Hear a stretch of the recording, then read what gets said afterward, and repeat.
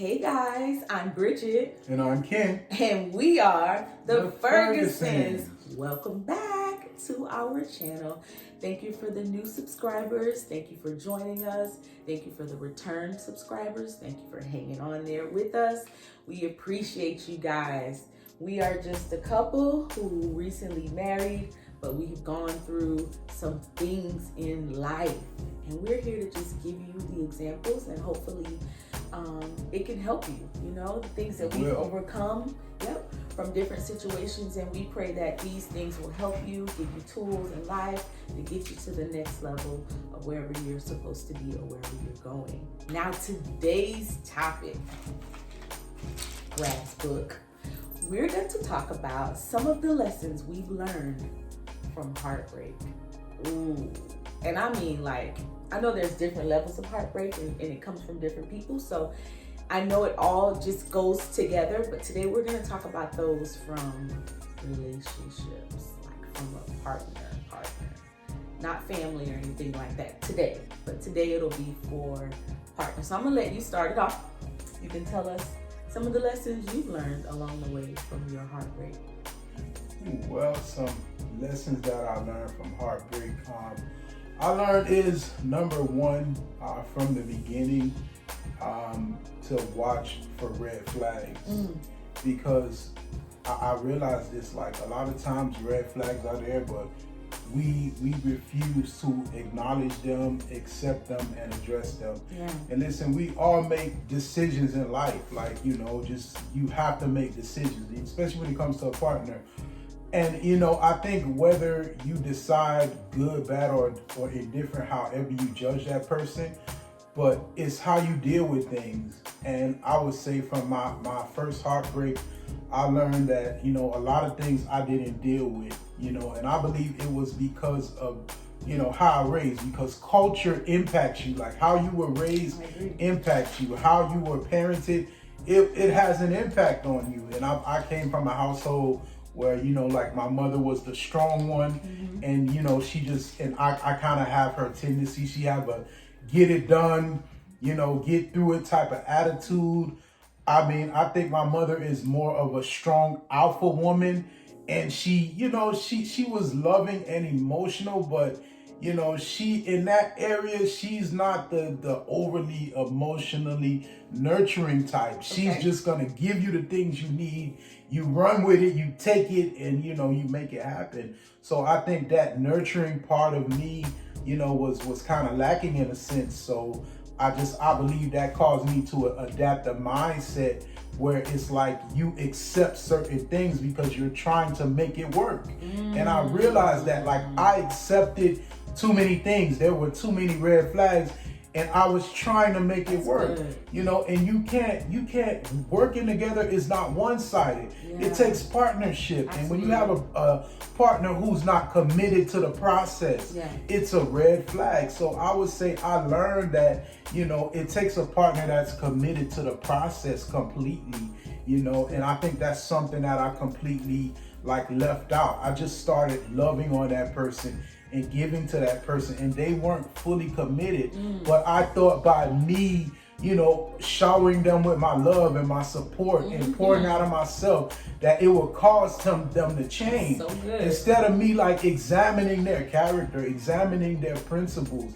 I can tell you out there, stop accepting that. If someone is not meshing with you, if it's not cohesive, cut it loose. Because my grandmother always said this, and this happened in my first marriage. She said the same way you started is the same way you gonna finish it. And from the beginning, I saw some serious red flags.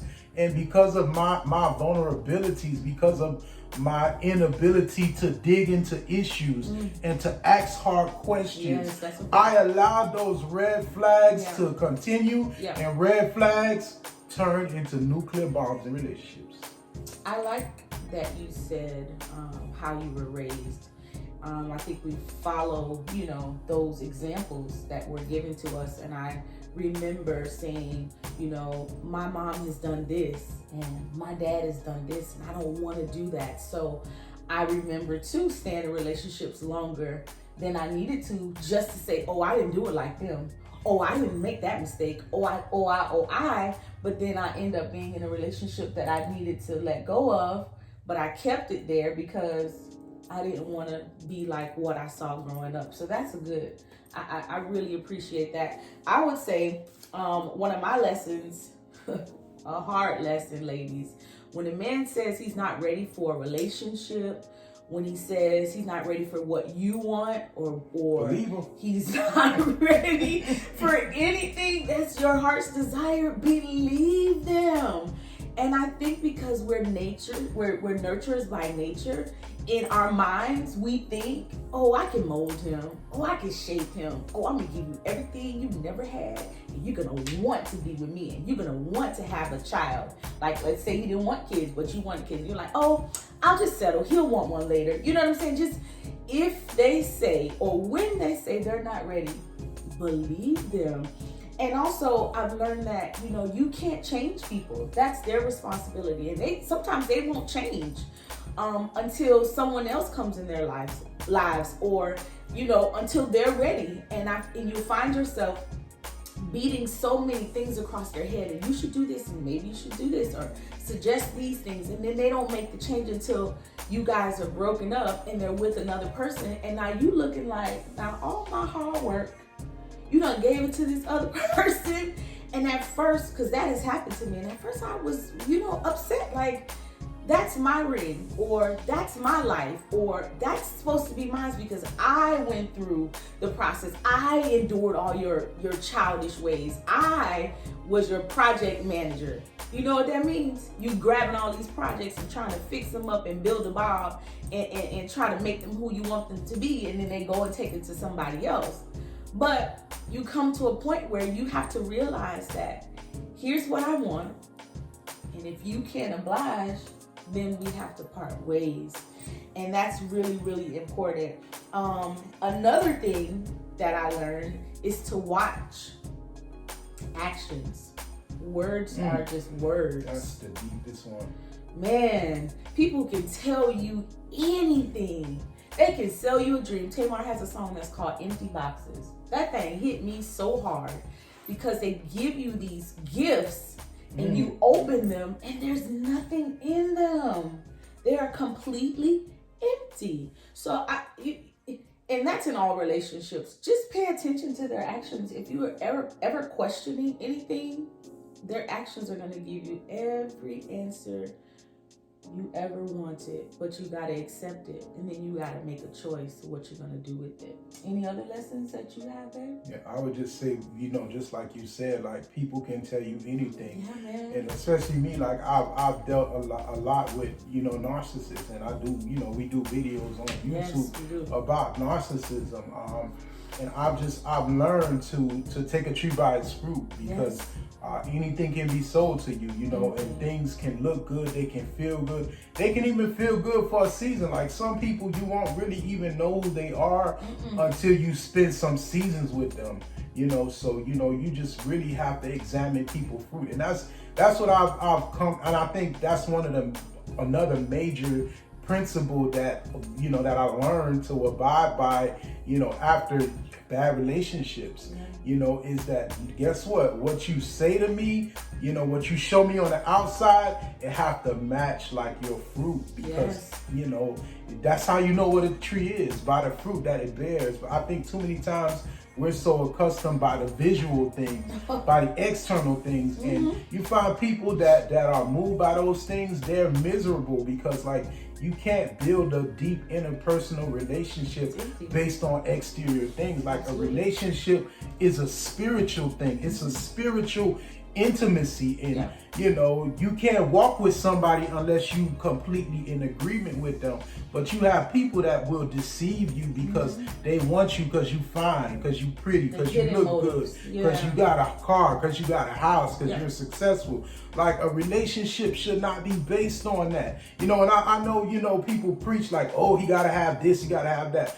Yeah, there ought to be some standards there, but like, the basis of your relationship with someone should be interpersonal love, and that's spiritual, and when you find yourself enmeshing with someone in that way, like, not saying that those things don't completely matter, but they're just exterior factors.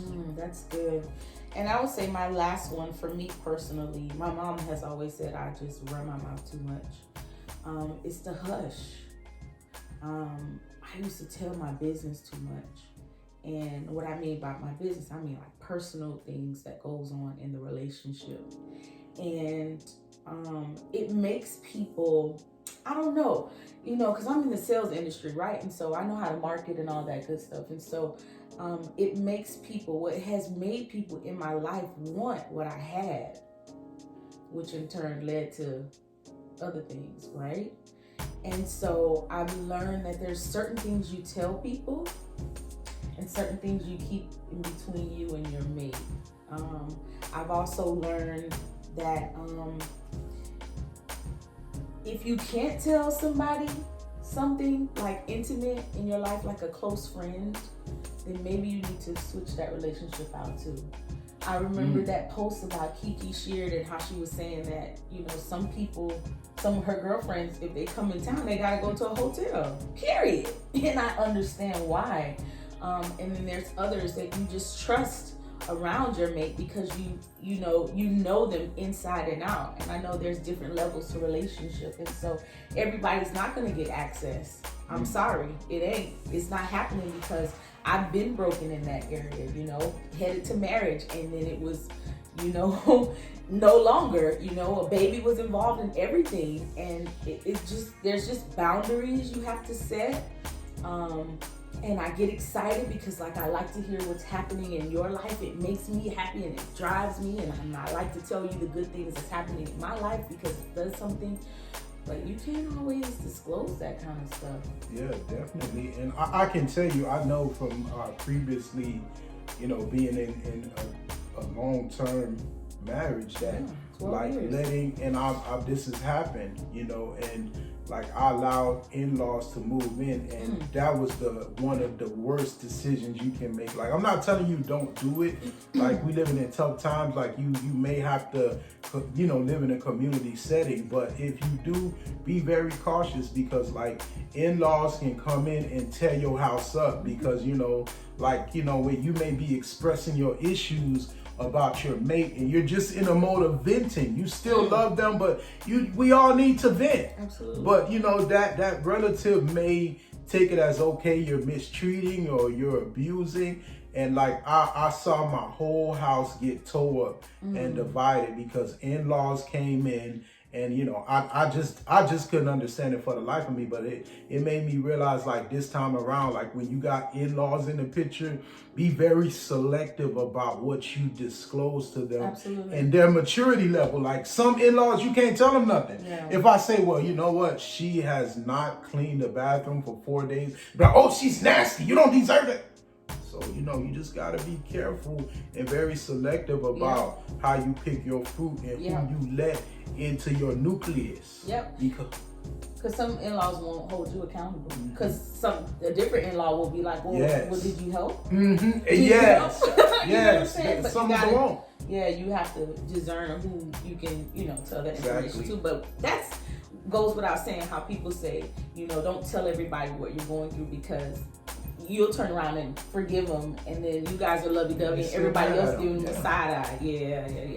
Still mad at them. I've seen that happen, and I just for the life of me couldn't understand that principle. And I was like, this time around, when it comes to in-laws and friends and people on the outside looking in, that you gotta kind of be strategic about how even in my situation with some of my family members, when they call me, I'm the type of person, I'll tell you straight up, I'm loose lips. I'm gonna tell you how it is. I'm gonna tell you what I did. Right. I'm gonna tell you what he did, what she did. I don't care because I don't care how you feel about me, what you think about me. But I had to realize, listen, I can't allow my relatives to be calling me on the phone, and I'm like, you know what? She didn't stretch my need this tonight. She went to sleep. She left me downstairs working on the project. And if you tell them that, you gonna kind of twist their mind. So you gotta be wise. About who's sewing into your relationship, your marriage. You got to be wise about, people, their perceptions and their insights. Certain family members, they too petty for me to tell them some good tea that's going on in my marriage. I can't tell them because, you know, they too petty. They gonna take it, they gonna run with it, they gonna feel some type of way. And no, like, you know, if you're gonna have somebody that you confide in, make sure that they're mature. Yeah. Make sure that they have character. Make sure they ain't gonna be spreading your business out in the street. Absolutely. So we hope this helped. We hope this helped you. Excuse me. The good thing about Heartbreaks is God is a mender of all things, right? And so he begins to put those little pieces back together again, and it makes you whole all over again.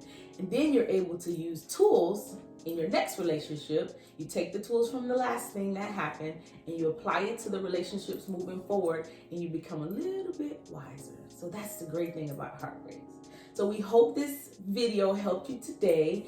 Tell us some things that you've overcome with your heartbreaks, or give us some examples of the lessons that you've learned from your heartbreaks in your lives in the comments. Like, share, and subscribe. If this is for someone else and you've been saying it to them over and over and they're not listening, you need another person to say it to them, send them this video. And we just hope that you're blessed by it. You have anything else, babe?